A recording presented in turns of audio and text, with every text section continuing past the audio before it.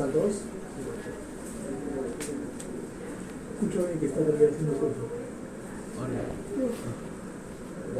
Ya listo. Vamos a hablar del síndrome nefrítico. Ya habíamos adelantado antes cuando hablamos del síndrome nefrótico, que el otro era el nefrítico. Yo creo que se me olvida poner una tabla, pero bueno, ya vamos a ver las diferencias. El punto importante para diferenciar el nefrítico del nefrótico es básicamente el inicio de la lesión. La lesión en el nefrítico, la lesión inicial es una lesión inflamatoria en el glomérulo. ¿Ok? Entonces, en cambio, en el síndrome nefrótico, la alteración principal está relacionada con los podocitos. ¿Okay? Entonces, la alteración del síndrome nefrítico, al contrario, es una inflamación del glomérulo no relacionada con los podocitos. Hemos visto, y vamos a volver a repasar la anatomía de la membrana de filtración glomerular. Y vamos a ver cómo se distribuyen los elementos de la membrana de filtración con los podocitos. Entonces, clínicamente, las características clásicas del síndrome nefrítico son las primeras tres que están acá marcadas en negro. Hematuria, hipertensión y edema por retención hidrosalina.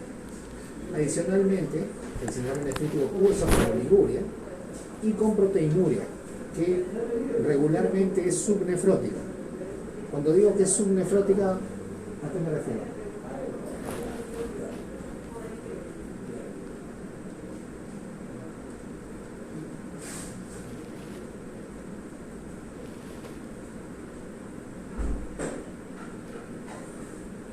Los túbulos. No. Con torneo por ejemplo, la taza de él, ¿no?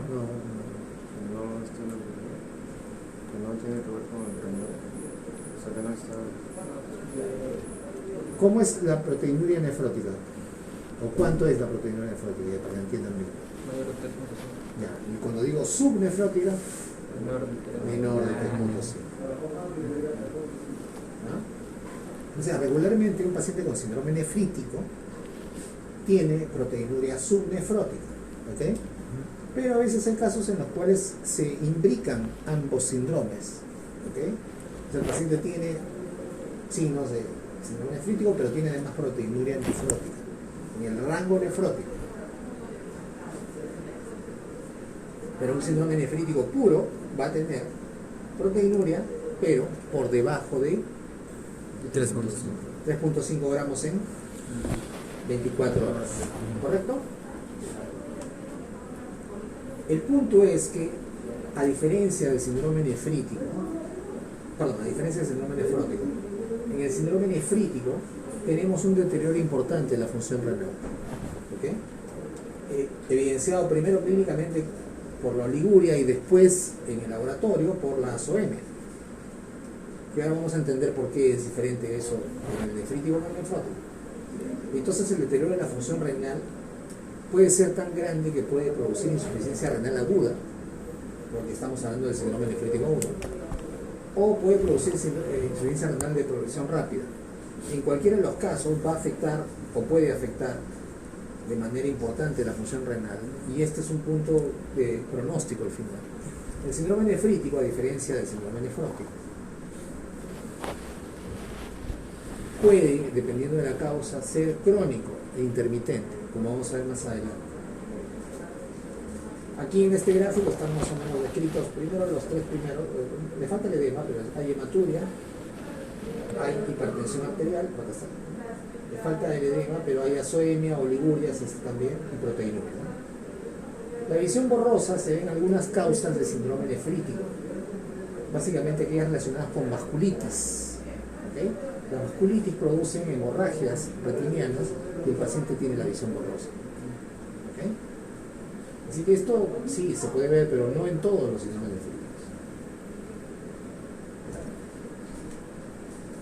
Entonces, ¿cuáles son las causas que producen síndrome nefrítico? La mayoría son glomerulopatías primarias. Y cuando me refiero a primarias, son enfermedades netamente del glomérulo. En algunos casos también hay glomerulopatías secundarias, básicamente debidas a una enfermedad, lupus, ¿okay? Que causa síndrome nefrítico. ¿Ok?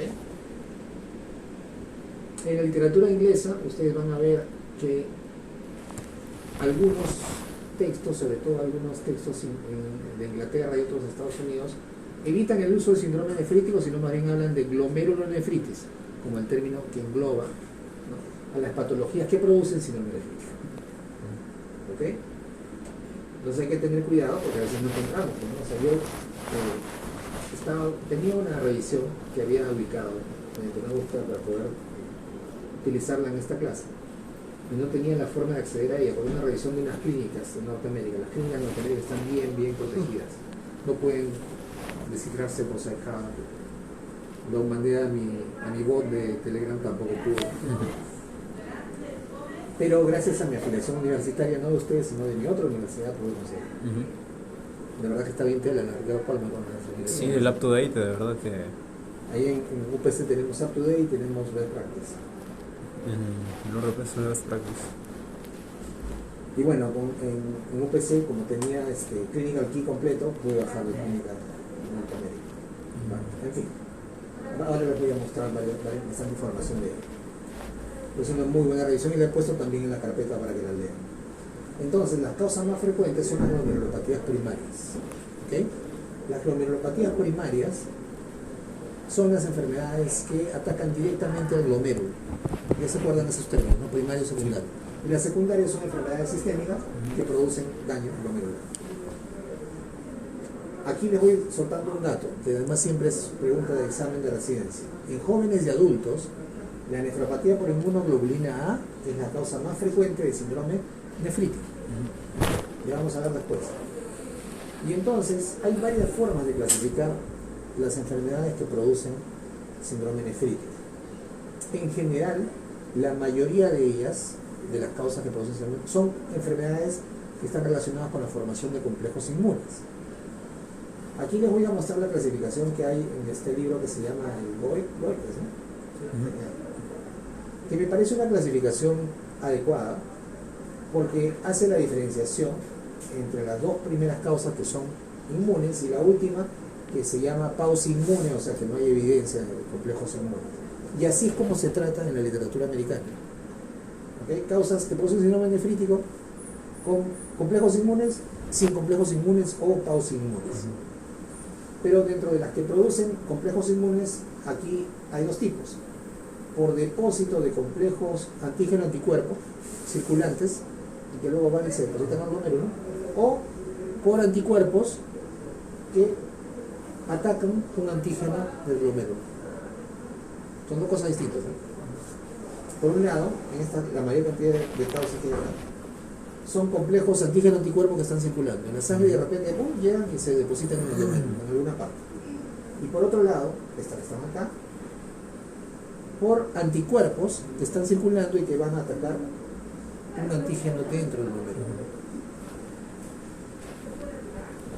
Las enfermedades, ambas son por trastornos inmunes, por complejos inmunes. La diferencia es que uno es un complejo que está circulando y el otro es un antígeno que está en el glomérulo que es atacado por un anticuerpo circulante. ¿Me entienden, verdad? Sí. O le hago un dibujo. No. Un dibujo. Dibujo.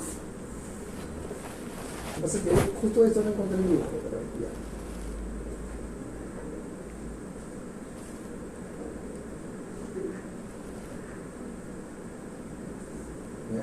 Esto es, por ejemplo, un vaso sanguíneo, esto es el glomérulo. ¿Okay? Las enfermedades por depósito de complejo antígeno-anticuerpo es cuando los complejos ya están circulando en la sangre y vienen y se depositan en alguna parte del glomérulo. Vamos a ver que hay varios sitios donde se pueden depositar los complejos. ¿Okay? Lo otro es que haya un antígeno circulante, un anticuerpo circulante, y de repente, por decir, se me ocurre, ¿no?, en la membrana basal, por aquí, está el antígeno. Y entonces, ¿qué ocurre? El anticuerpo que está circulando llega al glomérulo, se une al antígeno y desencadena la reacción. ¿Entienden? Por un lado está circulando aquí el complejo, antígeno-anticuerpo, por otro lado está el anticuerpo circulando y el antígeno es una parte de la estructura del glomérulo. ¿Entendieron? Este de arriba son los complejos circulantes. Estos de aquí son el anticuerpo circulante que ataca un antígeno del glomérulo. ¿Ok? Ya. Entonces ahí en cada lugar de ambos son glomerulonefritis mediada por inmunocomplejos. Solo que en estos casos el complejo ya está formado en la sangre y está circulando, y en el otro caso el anticuerpo está circulando y se va a unir a un antígeno del glomérulo. ¿Listo? Sí. ¿Cuáles son aquellas que se producen por depósito del complejo antígeno-anticuerpo circulante? Todas las glomerulonefritis postinfecciosas. Y a la cabeza el modelo clásico es la glomerulonefritis post-estreptocócica. ¿Han escuchado hablar de la glomerulonefritis aguda post-estreptocócica? Creo que más como de niño. Sí, es más común en niños, correcto. El cuadro clínico, todas estas cosas por ejemplo las van a ver en detalle cuando hagan medicina interna, pero les puedo ir adelantando. La glomerulonefritis aguda postinfecciosa en general, todas las glomerulonefritis postinfecciosas, que pueden ser por bacterias o pueden ser por virus, como ven ustedes aquí. El cuadro clínico clásico es que primero hay una infección, hay una primoinfección, bacteriana o viral. Vamos a hablar de la postestreptocócica, que es el modelo más conocido. Entonces hay una postestreptocócica, usualmente se trata de un estreptococo hemolítico del grupo A, beta hemolítico, que tiene antistreptolicina y por eso se utiliza esa prueba para el diagnóstico. ¿Y qué es una infección faríngea? ¿Ok? ¿Por qué cada vez es menos frecuente que veamos esto? Porque ahora le meten antibiótico por cualquier cosa, ¿no? Entonces, o sea, ya tiene, el paciente tiene una faringitis aguda estreptocócica y ya le meten el antibiótico y ya inhiben el proceso, cortan el ciclo patógeno. Pero supongamos que no ocurre eso, que efectivamente es una faringitis estreptocócica aguda por estreptococo beta hemolítico del grupo A. Entonces, luego de producir el daño a nivel de la faringe, los complejos de antígeno-anticuerpo, por la respuesta del cuerpo, viajan por la sangre. Y esos complejos son los que finalmente, después de un tiempo, como no ha sido tratada la enfermedad, se unen y se depositan en el glomérulo y producen daño, y en este caso producen lo que se conoce desde el punto de vista histopatológico como la glomerulonefritis proliferativa con semilunas. Ahora les voy a enseñar cómo es que se ven las semilunas. Este es el modelo clásico de la glomerulonefritis postinfecciosa.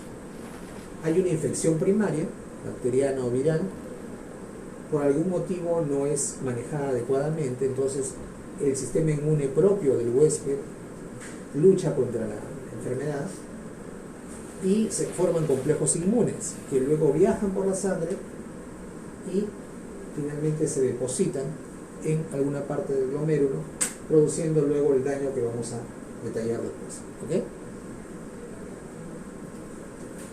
En todas estas infecciones de catéteres, sepsis de cualquier tipo, o sea, cualquier infección potencialmente puede producir una glomerulonefritis postinfecciosa. Pero ¿qué es lo más frecuente? Lo que siempre se vio y el modelo patológico que se ha escrito, la glomerulonefritis aguda postestreptocócica. Pero ya ven, o sea, cualquier bacteria en general y varios virus pueden producir el mismo cuadro clínico. Otro tipo son las glomerulopatías por inmunoglobulina A, ya les dije, ¿no? Que son la causa más frecuente de síndrome nefrítico en jóvenes y adultos. Puede haber nefropatía de inmunoglobulina A sin vasculitis sistémica, que tiene un nombre que se llama enfermedad de Werger, o nefropatía por inmunoglobulina A con vasculitis sistémica, que se llama la púrpura de Genoson, que tenemos nefritis y tenemos las lesiones purpúricas en la pierna. Esta es una vasculitis, ¿no? Por inmunoglobulina A. Se forman anticuerpos con antígeno en la sangre y nuevamente se depositan. Una de ellas cursa sin vasculitis sistémica, que solamente ataca el riñón, esta de acá, y la otra sí cursa con vasculitis sistémica. Glomerulopatía o nefropatía por inmunoglobulina A. Causa más frecuente de síndrome nefrítico en jóvenes y adultos. Otra es la membrana proliferativa, que esta sí es bien brava, porque todas las que son proliferativas, la positron también lo es, son las que producen más daño. Excepto que aquí esta se resuelve sola y estas de aquí, lamentablemente, a veces tienen cursos intermitentes. Infecciones por virus, enfermedades vasculares del colágeno, o sea, vasculitis en pacientes con enfermedades de colágeno, gamapatías monoclonales, crioglobulinemias, estas enfermedades raras producen glomerulopatías membranoproliferativas y algunas genéticas. Un punto aparte dentro de las enfermedades que producen glomerulonefritis por depósito de complejos antígeno-anticuerpos es la glomerulonefritis lúpica. La glomerulonefritis lúpica es un término que agrupa hasta 5 formas distintas, histopatológicas, de destrucción o de daño renal por el lupus. El lupus, como ustedes saben, es una enfermedad del tejido conectivo que produce que el propio cuerpo sea atacado por su sistema inmune. Es una enfermedad netamente autoinmune. Entonces, al producirse un autoataque, se ataca a todo nivel y por eso tenemos manifestaciones en todos los órganos del cuerpo. Pero en el riñón puede producir, como vamos a ver luego, depósitos de complejos inmunes por todos lados. Y dependiendo de dónde sean, el depósito de complejos inmunes va a producir un grado mayor o menor de glomerulonefritis. Aquí también está la glomerulonefritis rápidamente progresiva crescéntica tipo 2. Y estas son en general todas las enfermedades por depósito de complejos inmunes circulantes. Le dije que la otra era cuando hay un anticuerpo que está circulando y que va a atacar una porción del glomérulo. Son las enfermedades por anticuerpo antimembrana basal. Glomerulonefritis rápidamente progresiva crescéntica tipo 1. Y aquí tenemos el síndrome de Goodpasture, que es una enfermedad que produce anticuerpos antimembrana basal y contra las células pulmonares del alveolo. Por eso produce hematuria y hemoptisis. Esa es la otra pregunta típica de los exámenes y de los exámenes recientes. Hay un tipo de síndrome que son glomerulonefritis con anticuerpos antimembrana basal, pero sin anticuerpos. Tiene un nombre especial que no me acuerdo cómo es, pero acá lo ponen así, ¿no? Anticuerpos antimembrana basal sin hemorragia pulmonar. Tiene su nombre también. Y están todo el resto de glomerulonefritis que se llaman pausinmunes. ¿Por qué se llaman así? Porque no hay evidencia de complejos inmunes ni de anticuerpos circulantes. Pero sí hay otro tipo de anticuerpos, los anticuerpos ANCA, que son los anticuerpos anticitoplasma de los neutrófilos. Están relacionados, como ustedes sabrán o de repente sabrán, luego les van a enseñar, con un montón de tipos de vasculitis. Y aquí tenemos varias enfermedades, la poliangeitis granulomatosa, llamada granulomatosis de Wegener antes, la poliangeitis granulomatosa eosinofílica, llamada antes enfermedad de Churg-Strauss, y la poliangeitis microscópica. Todas estas son causas de glomerulonefritis, pero no tienen depósito de complejos ni tampoco anticuerpos, sino están mediadas por lo que se conoce como ANCA, anticuerpos anticitoplasma de los neutrófilos. Aquí en nefrología se aplica mucho en inmunología.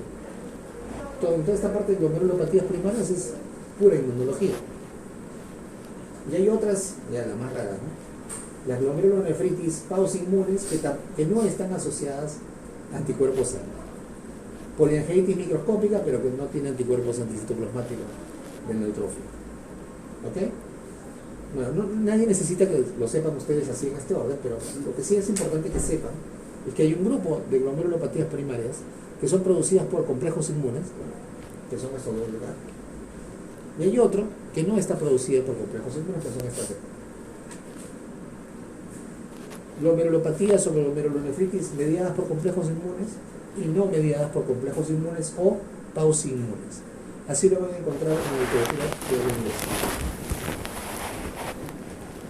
Y bueno, aquí este es un cuadro de Argente, donde les pone pues mecanismos inmunitarios, un inmunocomplejos contra antígenos intrínsecos del glomérulo Inmunocomplejos contra antígenos extrínsecos, pero depositados en el glomérulo. Inmunocomplejos formados en circulación con atrapamiento y tal. Más o menos lo mismo es, ¿no? Siempre la gente tratando de complicar las cosas. Mejor acá. ¿Ya? Sí. Así. Y esto es para recordar la anatomía. ¿Ok? Aquí tenemos la arteriola aferente, que es por donde entra la sangre. Ya sabemos que la arteriola aferente con una porción del túbulo contornado distal forma esta parte que se llama Aparato yuxtaglomerular. aparato yuxtaglomerular, ¿no? Las células de la mácula densa, ¿no? Las células yuxtaglomerulares forman el aparato yuxtaglomerular que secreta Va a secretar la antidiurética. Angiotensina, entonces. la renina. ¿Y qué más? Y Importante, la eritropoyetina. La eritropoyetina. ¿Ok? Entonces, viene la arteriola aferente, empieza a hacer todas sus vueltas dentro del glomérulo, ¿no? Y aquí vemos que dentro del capilar está la célula endotelial, ¿verdad? Que habíamos visto que el endotelio tiene poros. ¿Se acuerdan que vimos un gráfico en la clase anterior? Esto es lo que ocurre en la vida real, así está. No es continuo, tiene ciertas fenestraciones. Por fuera de eso se encuentra lo que se conoce como la membrana basal en azul. ¿Sí? La membrana basal glomerular está por debajo de la célula endotelial. Y entonces hay un espacio entre la célula endotelial y la membrana basal. Ese espacio se llama espacio subendotelial. ¿Ok? Sub, debajo del endotelio. ¿Se dan cuenta cómo es espacialmente, verdad? Acá han hecho un corte así del glomérulo. Entonces, este glomérulo está pues, con todos sus pelotas de los vasos dando vueltas hacia adelante. Cuando han hecho el corte y estamos viendo que el endotelio en el glomérulo tiene fenestraciones, que tiene un espacio entre la célula endotelial y la membrana basal que se llama espacio subendotelial. Y por fuera están las prolongaciones del podocito. Ahí está, podocito. Emitiendo sus procesos pediculares, ¿no? Ahí está el podocito con sus procesos pediculares. ¿Ok? Y en el medio de toda la pelota de capilares están las células mesangiales. Esta es la estructura normal del glomérulo. Por fuera hay un espacio que se llama el espacio de Bowman.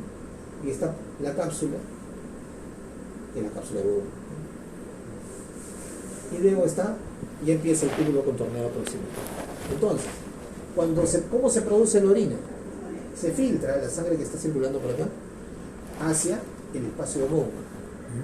Luego va al túbulo contorneado proximal, al asa de Henle, túbulo contorneado distal, tubo colector, cálice renal, pitch. ¿Se dan cuenta, no? De esa manera se produce la orina. Es un filtrado de la sangre. ¿Dónde? Aquí en el glomérulo. En los millones de glomérulos que están en el riñón. Esto siempre tienen que tenerlo en cuenta, porque si ustedes conocen bien la anatomía de la nefrona, se van a dar cuenta por qué ocurren las enfermedades. O sea que por acá sigue saliendo sangre, doctor. No, la sangre ya no, viene ¿no? por acá. Entra aquí en el glomérulo y sale por la arteriola de Por acá solo salen los residuos. Para acá sale la orina, ¿no? Dentro de cada glomérulo se va formando la orina. Luego todo se recolecta junto en los cálices renales, mayor o menor. Luego en el uréter, vejiga, uretra, pitch. ¿Sí? Sí. Listo. Es importante, repito, conocer la anatomía porque eso nos va a permitir mentalmente darnos cuenta en qué lugar aparece la enfermedad y por qué se producen las consecuencias de la enfermedad. La sangre saldrá más espesa. No, ¿Por qué no? es un filtrado. Se filtran los desechos, se filtran algunas sustancias, normalmente no se filtran proteínas, solamente desechos, solutos. ¿Cómo va a salir más espesa? Si estoy Porque quitándole solutos a la sangre. Le estoy metiendo agua, ¿no? Sí, pero no es mucho. O sea, proporcionalmente. Eso va a depender de la cantidad de ingesta de líquido. Y también con solutos, ¿sabes? Pero los solutos son como 500 al día, ¿no? Eso es así fijo, ¿no? Entonces, ¿qué pasa? El fenómeno inicial es la inflamación glomerular. que ya dijimos usualmente es de tipo inmune, o sea, mediada por inmunocomplejos. ¿Cuántos tipos de lesiones por inmunocomplejos hay? Dos. Una es cuando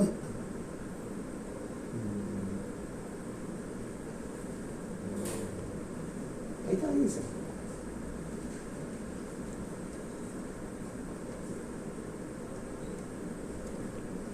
Cuando hay anticuerpos circulantes en la sangre que van y se depositan en alguna parte del glomérulo. Y la otra es, Se adhiere ¿cómo? Se adhiere con el glomérulo. Cuando hay un anticuerpo, solo anticuerpo circulando y que va a atacar alguna parte del glomérulo.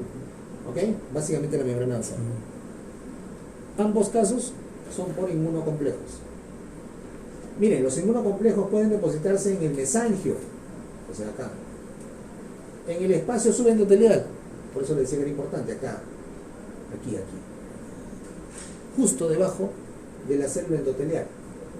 Entre la célula endotelial y la Cápsula de humo. la membrana basal. Está la célula endotelial, el espacio subendotelial, por fuera está la membrana basal y después está por fuera el podocito con sus procesos digitales. ¿Ok? Procesos pediculares.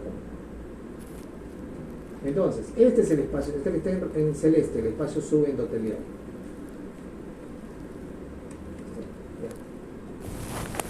Pueden depositar entonces en el mesangio, ya vieron dónde es, acá. En el espacio subendotelial también. La localización de los inmunocomplejos, o sea, dónde van a ir, depende de su carga y su tamaño. Ya no vamos a entrar más en detalle. Sobre esto hay un montón de investigación, pero no voy a abrumarlos con eso a ustedes en este momento, se lo verán cuando vean ese interno. Pero, dependiendo de su tamaño y su carga, van a ir a cualquiera de los dos sitios. Los depósitos subendoteliales, o sea, aquí, ¿sí? En este espacio, tienden a tener más secuelas inflamatorias por su contacto cercano con los capilares, están justo pegados al capilar. Y por lo tanto, al estar pegados al capilar, rápidamente van a entrar células blancas, leucocitos, para mantener el proceso inflamatorio perenne. ¿A que no se imaginan qué enfermedad produce depósitos subendoteliales de inmunocomplejos? Lupus. Por eso es que, ya les había dicho antes, cuando un paciente con lupus empieza a tener compromiso renal, ya el pronóstico se ensombrece. ¿Por qué? Porque gran parte de los pacientes que tienen nefropatía lúpica tienen depósito de inmunocomplejos subendoteliales. Entonces, uno le da tratamiento para una recaída de lupus, mejora un poco y luego otra vez vuelve. Y cada vez es peor. Y cada vez se deteriora más la función renal. ¿Ok? Miren, acá nuevamente lo mismo. Aquí tenemos en azul depósitos mesangiales. Aquí también en azul depósitos subendoteliales. Esto es lo normal. No hay depósito por ningún lado. Aquí empieza a haber depósito en el mesangio, luego hay depósitos mesangiales, depósitos dentro de la membrana basal, otros subendoteliales. O sea, en cualquier lado puede haber depósito de inmunocomplejos. Cuando digo depósito estoy hablando de inmunocomplejos. En el mesangio, en la membrana basal o en el subendotelio. Hemos dicho que cuando están en el subendotelio, la inflamación es más grave y tiende a ser crónica. Aquí están viajando los inmunocomplejos en la sangre. Los inmunocomplejos depositados ya en el lugar donde caen activan el complemento que produce infiltración leucocitaria, ¿no? O sea, miren, aquí están los inmunocomplejos, esta es la célula del endotelio y cuando ya se activan al depositarse, se activa toda la cascada inflamatoria. Neutrófilo más inmunocomplejos, esto llama a otras células, se activa el complemento, se producen radicales libres de oxígeno y proteasas que causan degradación de la membrana basal e injuria celular. La inflamación persiste hasta que los inmunocomplejos sean degradados por los leucocitos, por las células mensajeras y proteasas endógenas. Ahora, esto es rápido cuando, por ejemplo, ocurre con una glomerulonefritis post-estreptocócica, porque los antígenos tienen vida corta. Pero en problemas crónicos, como el lupus, la inflamación persiste por periodos prolongados, llevando a ciclos repetidos de glomerulonefritis. O sea, cada vez que tiene una recaída persiste con lupus, otra vez más daño renal, cae más la función renal. Aquí no se ve bien esto porque tengo que cambiar la letra. La respuesta inmune produce daño vascular, agregación plaquetaria y activación de factores de coagulación, llevando a depósito de fibrina. Miren ustedes, esto es lo normal. Aquí se activa con células inflamatorias. Las células inflamatorias aquí van a atacar a la parte, no, esto ya es el espacio de Bowman, ¿no? Suben endoteliales aquí. Miren cómo se ha abierto la membrana basal. Esto es lo normal, continuo. Miren cómo se han formado huecos en la membrana basal. ¿Okay? Entonces eso ocurre y al final eso produce de que se escapen elementos sanguíneos desde el capilar hacia el espacio de Bowman, hacia el subendotelio primero del espacio de Bowman, y esto activa a las células que salen del capilar y se van al espacio de Bowman, y ahí van a producir más inflamación. Y miren cómo se llega el espacio de Bowman: fibroblasto y fibrosis. Eso es lo que se ve como semilunas en el microscopio. Empezamos con un glomérulo normal como parte del proceso inflamatorio que produjo aumento de la permeabilidad en la membrana basal.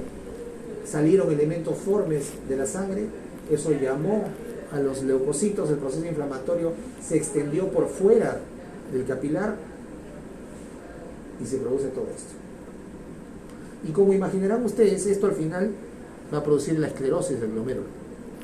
Por eso es que hay una que se llama esclerosis focal y segmentaria, ¿no? Entonces se van esclerosando, se van cerrando y tapando varias nefronas. Como dice aquí, como resultado de las injurias, el glomérulo responde de varias formas, como hipercelularidad, aquí, formación de semilunas, aquí mismo, engrosamiento de la membrana basal, hialinosis y esclerosis. Y eso, como ustedes entenderán, se van cerrando y tapando los glomérulos, al final va a producir esclerosis, insuficiencia renal. Insuficiencia renal, ¿no? Porque la cantidad de unidades funcionantes drásticamente va a disminuir. Entonces los cambios de la permeabilidad capilar con rupturas de la membrana basal, como han visto ustedes, ¿no?, provocan el escape de proteínas y glóbulos rojos. Esto produce clínicamente proteinuria y hematuria, porque estamos en el espacio de Bowman. El espacio de Bowman, ¿se acuerdan, no? Se va el túbulo principal. Ahí se escapan las proteínas y la sangre.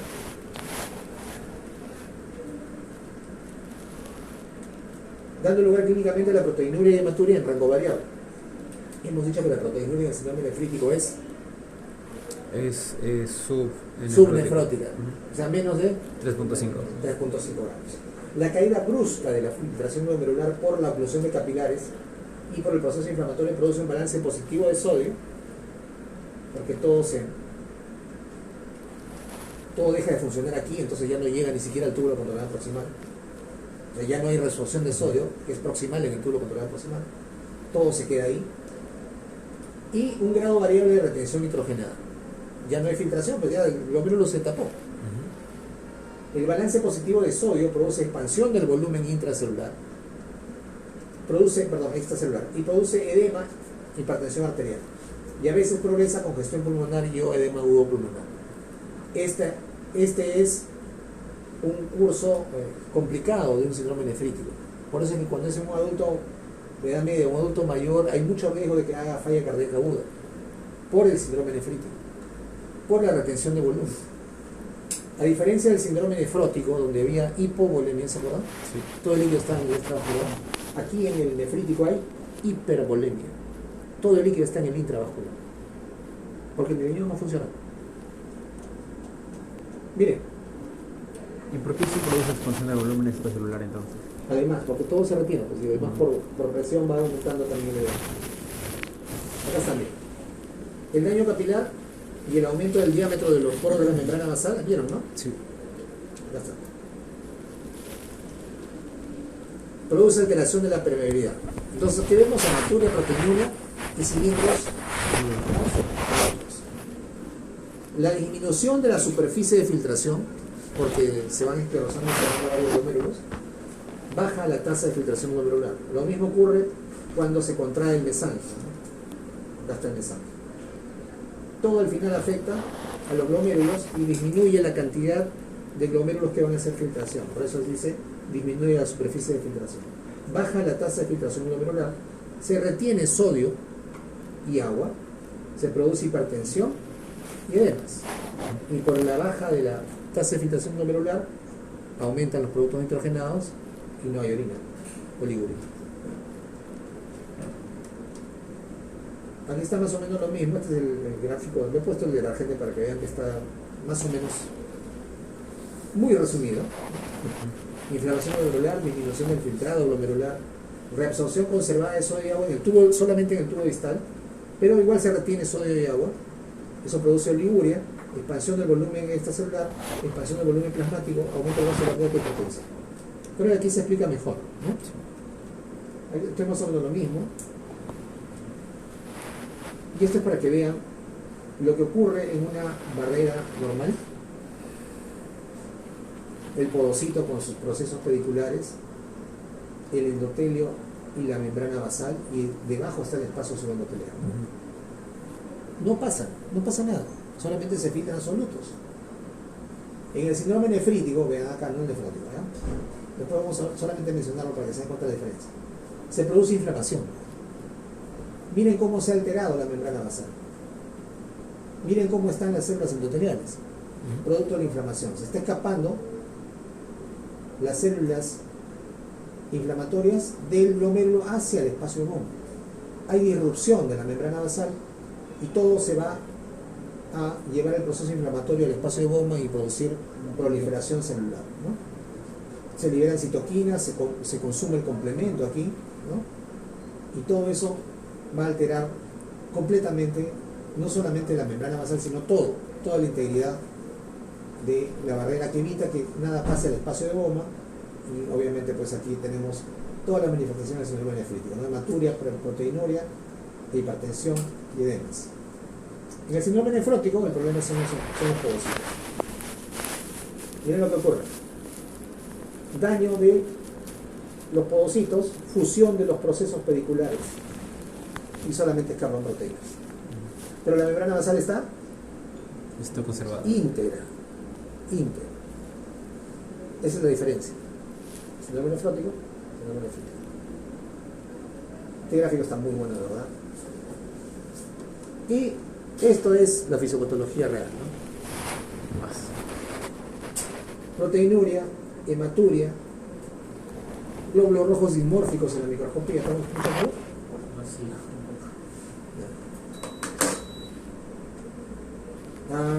Cilindros hemáticos.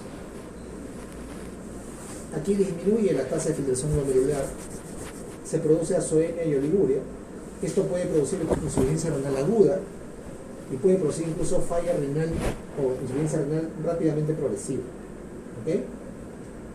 Aquí además se activa el sistema renina angiotensina de aldosterona porque se daña todo el glomérulo, entonces se daña también el sistema yuxtaglomerular, aumenta más la presión y esto puede llevar, aquí no dice, pero puede llevar a un edema agudo pulmonar, o sea, una falla cardíaca aguda.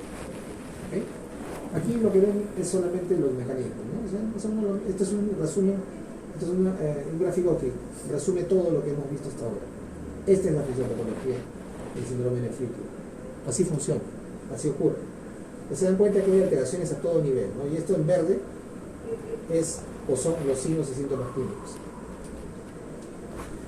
Entonces, ¿cómo es la característica de la hematuria glomerular? Ya lo hemos visto en la clase anterior. La orina, color Coca-Cola, ¿no? O lavado de carne.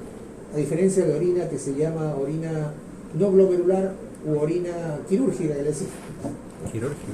¿Se acuerdan que les dije, no? Sí. Que le decían hematuria médica a la hematuria glomerular y Ajá. hematuria quirúrgica a la no glomerular.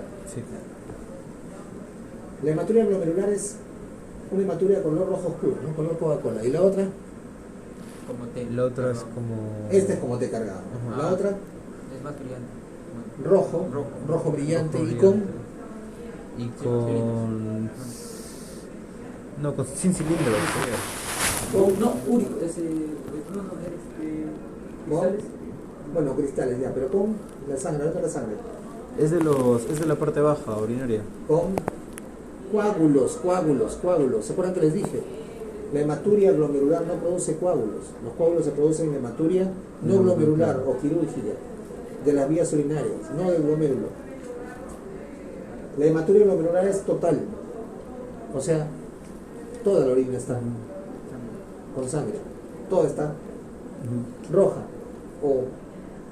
u oscura, ¿no? En cambio, cuando yo tengo, por ejemplo, un problema en la vejiga, ¿cómo va a ser la hematuria? Va a estar al principio nada Al más. principio, No, hasta el final. Que es va a estar al final. Al principio es cuando la Está en el hematuria... uretra. Es ya sangre y todo. Siempre me confundo. ¿Está bien? Pero cuando está en todo y es de este color, té cargado, Coca-Cola, café, lavado de carne, eso es glomerular.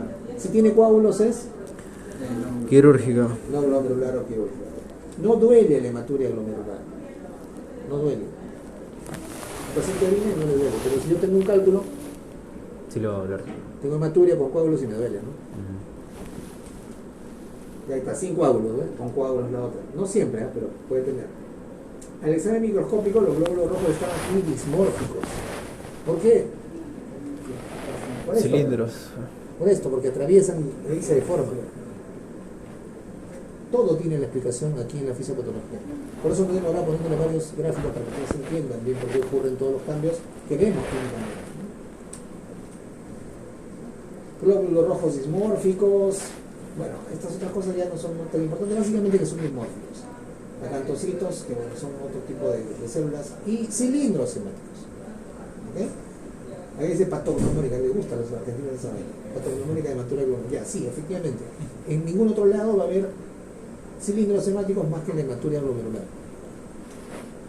¿Por qué se producen los cilindros? Porque pasan estos glóbulos rojos, así todo chancados, y en el túbulo contorneado distal, ahí se secreta la proteína D. Ahí se secreta la Proteína D, la angiotensina. No, es. Antidiurético. proteína D, Ah, proteína. de Tanforfal. Tanforfal. ¿No pueden acordarse ese nombre tan sencillo? No, no es sencillo. Tanforfal. ¿Ya? Y ahí los encapsula y producen los cilindros hemáticos. Por eso son los cilindros hemáticos. Por eso es que cuando hay hematuria que no viene del glomérulo, no hay pues cilindros. Porque esta sangre, o estos glóbulos rojos tienen que pasar, llegar al túbulo contorneado distal, se encapsulan con la proteína Tanforfal y producen el cilindro hemático. ¿Me entienden? Igual con los glóbulos blancos, ¿Qué glóbulos blancos? cuando hay cilindros. Sí. Claro. Tal cual. No es porque el paciente la puede estar estrecho, se forma el cilindro. No, acá se deforma el glóbulo. Se deforma. El cilindro se forma en el cristal. ¿Ok? Entonces, ¿cómo debo enfocar yo el diagnóstico de un paciente que tiene los signos y síntomas clásicos de síndrome nefrítico? ¿Cuáles son los síntomas clásicos? Los tres. Hematuria, hipertensión, Exacto. Pero además puede tener, Puede suele tener tener oliguria, y proteinuria. ¿ah? ASOM. ¿Ok? No se olviden, ¿ah? Los tres clásicos son los que he dicho Adrián, pero usualmente vienen con otras cosas. Viene con la oliguria, viene con la proteinuria, con la ASOM. Entonces, el enfoque diagnóstico debería ser de esta manera más o menos, ¿no? Primero investigar si se trata de algo postinfeccioso. Y en eso hay que preguntar a los pacientes el antecedente cercano de una infección bacteriana o viral. Te lo voy a preguntar, no se tiene un proceso respiratorio, proceso urinario, etc. ¿no? La garganta en niños que puede producir cosas estreptocócicas, ¿no? Investigar si existe una enfermedad sistémica. O sea, si el paciente ya tiene lupus, lo primero que yo voy a pensar que es que el lupus está produciendo una enfermedad. Orientar las probabilidades de acuerdo a la edad, de acuerdo a esta tabla que vamos a ver, y luego, en algunos casos, cuando no se llega al diagnóstico, el definitivo tiene que ser por biopsia. Y ahí sí se ve todo, pues, ¿no? Dónde se depositan los complejos. No solamente se hace microscopía normal, sino microscopía electrónica, y se hace microscopía, ¿no? Para ver dónde se depositan los complejos. Eso se ve bien bacán en la microscopía electrónica. Entonces, miren, en menores de 15 años la primera causa es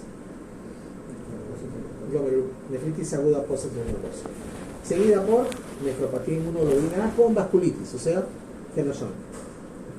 Entre 15 y 50 la primera es nefropatía IgA sin vasculitis sistémica, o sea, sola. ¿Se acuerdan que les dije? No había una con y sin, esa se llama enfermedad de Verdeer. Y además están todas las otras, ¿no? La membrana proliferativa, la lúpica, más en mujeres, o cualquier otra aguda postinfecciosa que no sea post-estreptocosis. Acá les interesa la primera, ¿no? La primera en niños, post-estreptocosis. En jóvenes y adultos, IgA, sin vasculitis. Y en mayores de 50 ya empiezan todas las raras, ¿no? Las que están relacionadas a anticuerpos anticitoplasmáticos, a ANCA, y que son justamente las que se llaman pauci inmunes, las que no tienen depósitos. Granulomatosis de Wegener, enfermedad de Chorley-Strauss, poliartritis microscópica. O sea, en niños, postinfecciosa. En jóvenes y adultos, nefropatía por inmunoglobulina. En mayores de 50 años, todas las nefropatías o los glomerulonefritis pauci inmunes, que no tienen depósitos complejos. Esa es la parte importante. Así tienen que orientar la probabilidad de diagnóstico. Esto es un algoritmo de diagnóstico. Si tiene síntomas sistémicos, yo tendré que buscar, pues, ¿no? Asociar enfermedades sistémicas, y voy a medir el complemento. El complemento bajo está en lupus y en las infecciones. Complemento normal en todo el resto. Así que échense a buscar ahí todo. Van a tener que buscar ahí anticuerpos anticitoplasmáticos, marcadores de vasculitis, etc.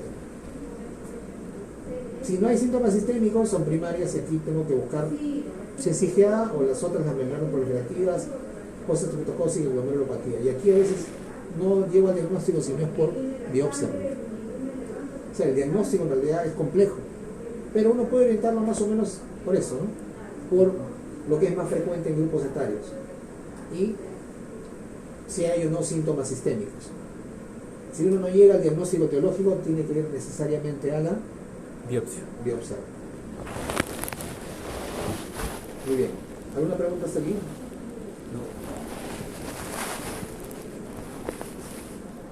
Ya, vamos a ver rápidamente este caso clínico. Diego es un estudiante de 18 años que notó hinchazón de los párpados y eliminación de orina de un color marrón. En los días anteriores no había tenido fiebre ni había ingerido fármacos, pero tuvo 2 episodios diarreicos. No tiene antecedentes personales ni familiares de importancia. 2 días después presentó facies abotagada y edema en los miembros inferiores. La orina persistió con igual color, o sea, color marrón. Y el examen físico revela hinchazón de los párpados, edema del dorso y de las piernas. Hinchado. Presión 145/90, tiene 18 años. Hola. Aparato cardiovascular y respiratorio sin particularidades. No voy a decir al paciente Ana, porque si no se asusta más que todo. Se le realizan los siguientes exámenes. Hematocrito 35. ¿Cómo está? Anémico. En el límite, ¿no? O sea, sí, pues es un varón, pero debe tener 13, Debería tener 39 por más. lo menos. Ajá, anémico. Glóbulos rojos, glóbulos blancos, ¿no? Leucocitos, ¿por qué dicen glóbulos blancos? Son españoles. Leucocitos 8800. Aumentado. No, está normal. Sí. Urea 45. Sí, está aumentado. Ligeramente aumentado, 40 es normal, ¿no? Creatinina sérica 1.2. Está ahí. Está ligeramente aumentado también, porque es menos de 1, ¿no? Proteínas totales 6, albúmina 3.3. No, eso está. Está normal. 3 es la albúmina, 3.5 en realidad, pero ya, bueno, ok. Colesterol 180 en total. Está aumentado. Todavía sigue estando normal. Antiestreptolicina O 150, eso no sé si está normal o no. Parece que es normal. Crioglobulinas negativas. Ya. ¿Se acuerdan que hablamos, no? De las crioglobulinas. Complemento hemolítico total 50, que está normal. No sé qué cosa es FAN. Factor antinatriurético. No. Mentira. Anti-DNA negativo. O sea, no tiene. No tiene. No, anti-ADN. ¿Qué enfermedad tiene anticuerpos antinucleares positivos? Una enfermedad sistémica.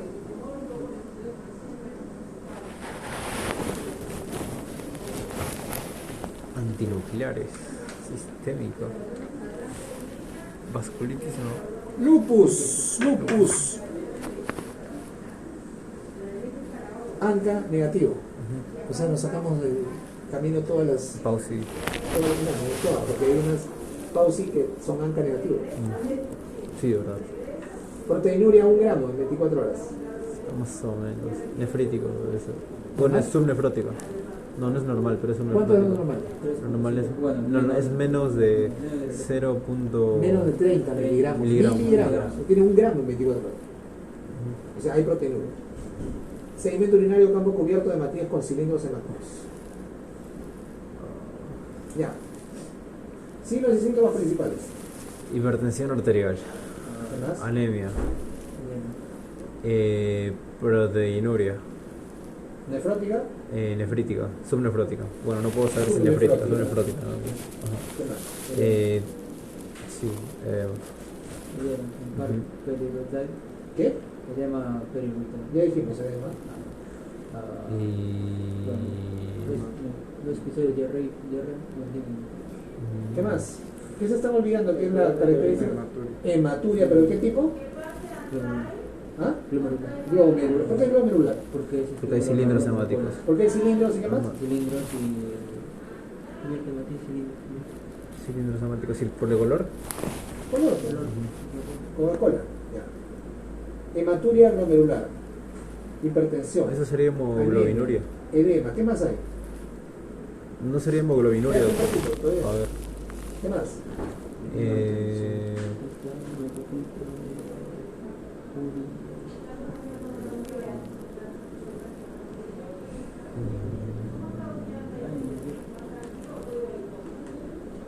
Creatinina y urea. Eso se llama Prote- azoemia. ¿Dice el volumen de orina? ¿No?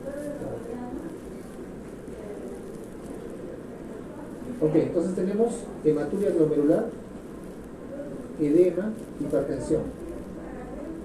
Además, anemia, proteinuria subnefrótica, azoemia. No sabemos si tiene oliguria o no, porque no vemos el volumen. Pero tenemos un montón de cosas que no tiene. ¿Qué no tiene? No tiene. Los exámenes. No tiene ANCA. No ASO, no ANCA, no No. anticuerpos antinucleares. FAN no sé qué será. ¿Ok? Sí. ¿Todos de acuerdo? Síndromes.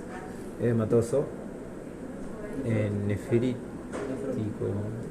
No, nefrítico. Nefrítico. Síndrome anémico. ¿Qué más? Síndrome urinario.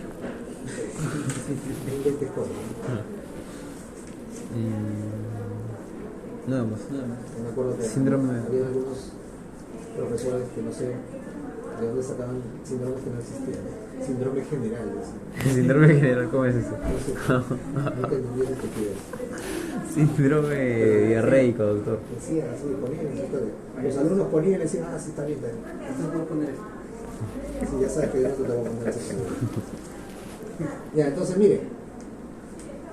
Síndrome nefrítico, síndrome hematoso, síndrome anémico. Bueno, en realidad no sabemos si tiene síndrome anémico, ¿no? Porque solamente Diarreico tiene también. anemia, ¿no? Diarreico no, tuvo 2 diarreas antes de.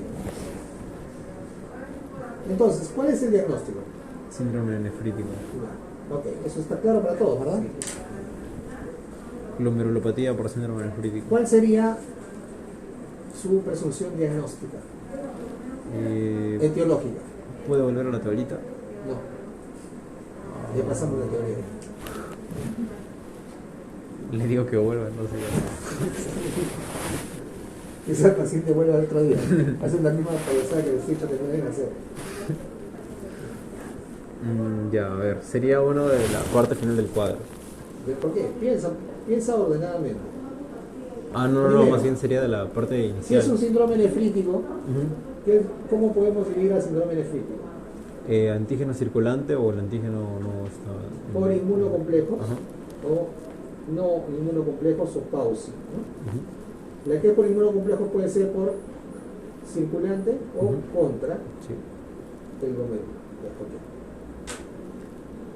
¿Qué más tengo que hacer? ¿Se acuerdan en el algoritmo diagnóstico?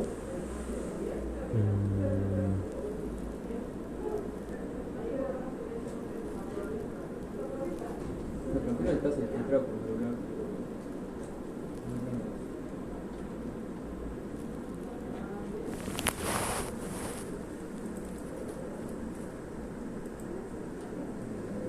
Ya.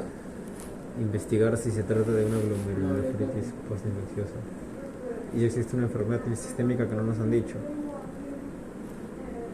Y de acuerdo a la 18 edad, años. tiene 18 Por la edad, años. ¿cuál es la primera Nefropatía por anticuerpos. nefropatía? Por anticuerpos. Por inmunoglobulina A. ¿ya? Que puede ser con vasculitis o sin vasculitis. Ok. Esa es la primera causa por estadística. Vamos a ver qué más hay. ¿Este puede ser posinfeccioso? Sí, sí podría ser. ¿Por qué? Porque no tiene fiebre, ni Entonces- había ingerido fármacos. O sea, sí puede ser o no puede ser porque no tiene fiebre. Sí puede ser postinfeccioso. El paciente 2 días antes no había tenido fiebre ni había ingerido fármaco, pero tuvo 2 episodios diarreicos. 2 días después empieza el cuadro clínico. O sea, ¿puede ser posinfeccioso? Sí puede ser, sí puede ser. ¿Por qué? Porque el tiempo que ha pasado es poco, solamente unos días nada más. ¿Cuánto tiempo pasa regularmente para hacer una posinfecciosa? Eso no les he dicho, ¿no? En 2 semanas. Pasan semanas. Pasan semanas. ¿no? De 2 a 4 semanas. Eso me olvidé de decirles. Lo que pasa es que no puedo entrar mucho en detalles, ¿no? Porque en medicina interna van a hablar de toda la nosología, pero bueno, sí, son 2 o 4 semanas. Entonces no parece ser una posinfecciosa.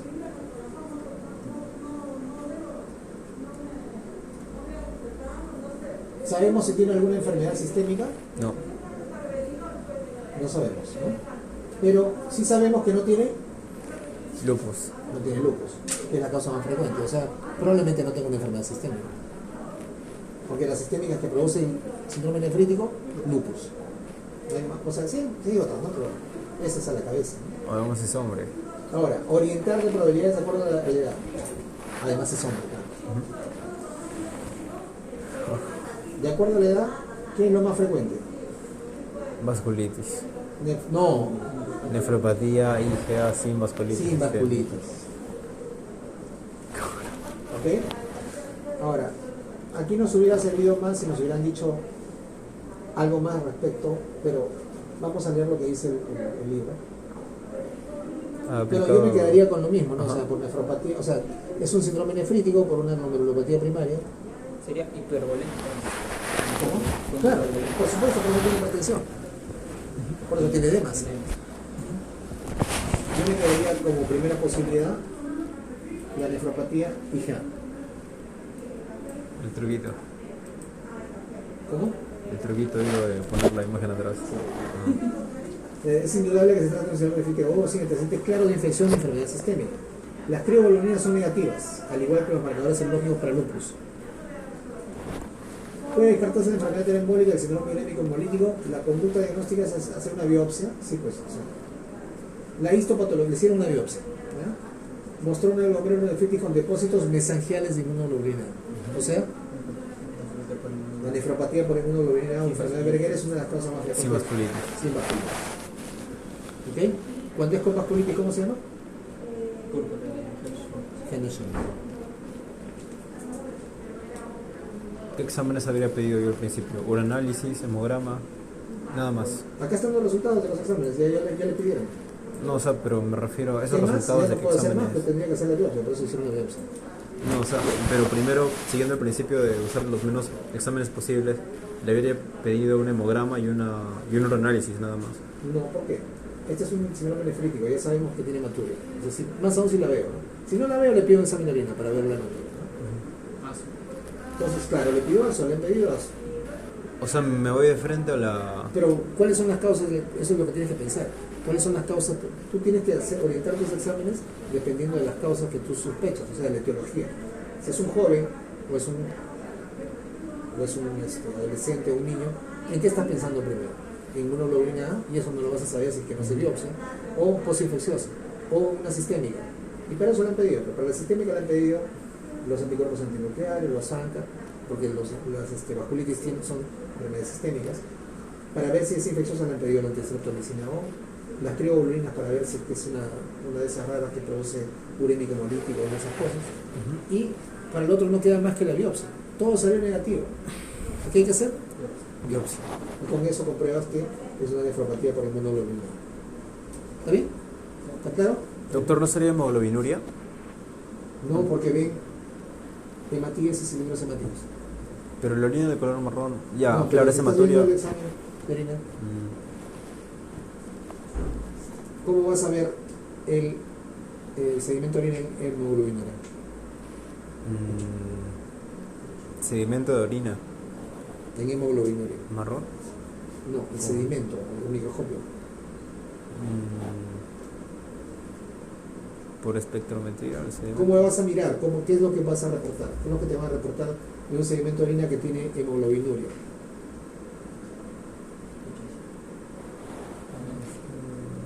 ¿Va a estar lleno de glóbulos rojos o no? Sí, 5. No, pues no hay glóbulos rojos. Si están destruidos. Ya. Claro, Ya. pues, piensa, lo digo es que piensa, no se memorizan las cosas. ¿Cómo va a estar el sedimento urinario de un paciente que tiene hemoglobinuria? No hay glóbulos rojos, pues están todos destruidos. No vas a ver o vas a ver uno, o sea, lo normal, ¿no? De uno Por a eso dos, está marrón. Pero además, mira, eso les he dicho yo ayer. Sí. Ayer, No, el jueves fue. la semana pasada. Si tú ves marrón, la orina, son dos posibilidades. O es hematuria, glomerular, o es Coliuria. hemoglobinuria o mioglobinuria. cualquiera de las dos. Entonces, ¿cómo voy a ver yo el sedimento? Si meto al microscopio el sedimento y veo lleno de glóbulos rojos y cilindros y glóbulos rojos dimórficos, ¿eso es? Hemoglobinuria. ¿Eso es? Mioglobinuria.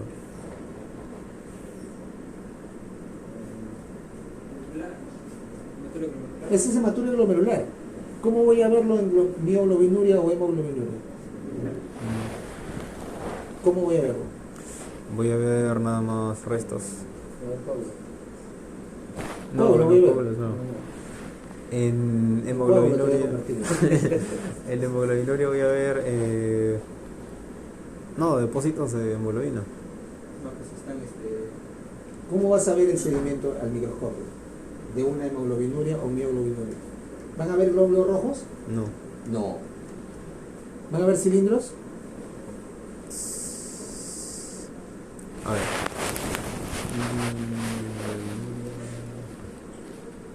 Creo que sí, doctor. No. No, No hay ni cilindros ni glóbulos. ni glóbulos rojos. Solamente lo vas a ver marrón.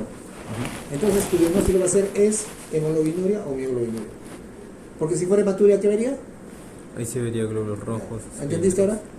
Sí. ¿Entendieron todos? ¿Cómo voy a diferenciar hemoglobinuria de mioglobinuria? Por la... Depende, la mioglobinuria es por infarto muscular. No, ¿cómo voy a Y- diferenciarlo? Para ver cuál de ellos es. ¿Qué voy a hacer con la orina? ¿La voy a probar? No, ¿Cómo la voy a diferenciar? la hemoglobinuria tiene restos de hemoglobina. No, sí, ¿cómo vas a ver el resto de hemoglobina? ¿Qué te voy a decir? Yo soy Pero, hemoglobina. ¿Pero va a ser clínico o va a ser por examen? Eso es lo que te estoy preguntando. Por examen tiene que Ya, ser, por eso, doctor, ¿qué porque lo vas a voy a hacer? igual. ¿Qué vas a hacer? Le voy a hacer un examen de espectrometría. Ya, eso. ¿Entendieron ahora? Cuando vean orina marrón, color Coca-Cola, té cargado, son dos posibilidades. Hematoria o O hemoglobinuria o mioglobinuria. 3 posibilidades. Bueno, pero la otra es más o menos lo mismo. La 3 sí creo. Entonces tengo que ver el sedimento. Si hay glóbulos rojos, allí, como dice acá, cubierto de hematíes.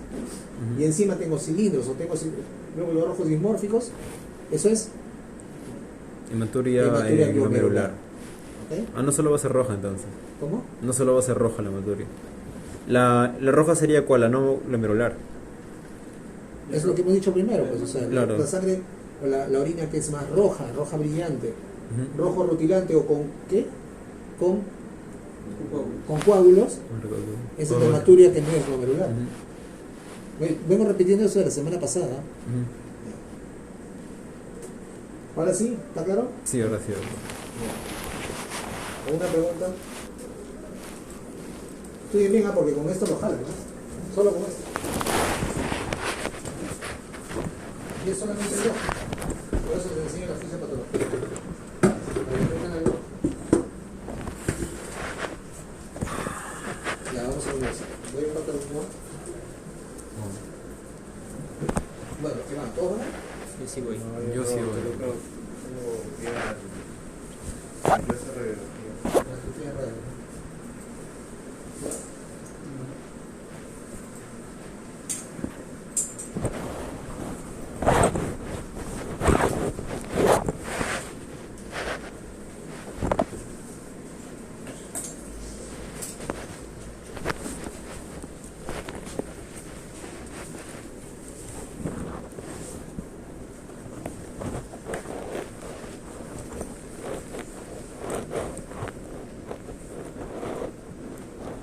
¿Hacer la Biblia? Central voy a ir.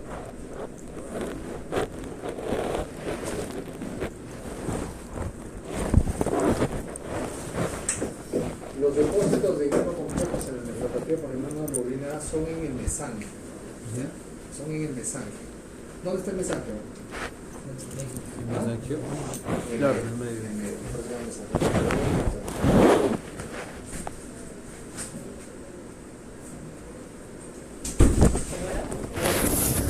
O sea, si es rojo, marrón.